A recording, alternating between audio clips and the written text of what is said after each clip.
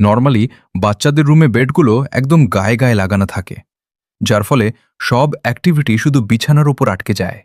আর ঘরের এক কোণে দেওয়াল ঘেঁষে একটা ওয়ার্ড্রোব এনে জাস্ট এমনি বসিয়ে রেখে দেওয়া হয়।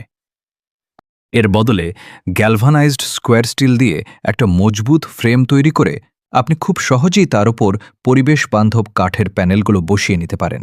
লোড নেয় না এমন দেয়াল কেটে দারুণ কাজের বেডসাইড ক্যাবিনেট বানিয়ে ফেলুন। আর বিছানাটাকে মাঝখান থেকে ভাগ করে দিলেই প্রতিটি বাচ্চা খুব সহজেই পেয়ে যাবে তাদের জন্য একদম আলাদা আর চমৎকার পার্সোনাল স্পেস। বাইরের দিকে কার্ভড আর্ট স্টাইলের গেট বানিয়ে দুপাশে স্টাডি ডেস্ক রাখুন। আর প্রাইভেসি দিতে পর্দা ব্যবহার করতে একদম ভুলবেন না। দেওয়াল ঘেঁষে একটা বড়সড় ওয়ার্ড্রোব ডিজাইন করুন, যাতে অনেক হ্যাঙ্গিং স্পেস আর স্টোরেজের সুবিধার জন্য খোলা তাক থাকে। আর ঢোকার মুখে কিছু কুশন সাজিয়ে রেখে একটা বাড়তি বসার বা রিল্যাক্স করার জায়গা খুব সহজেই তৈরি করে নিন।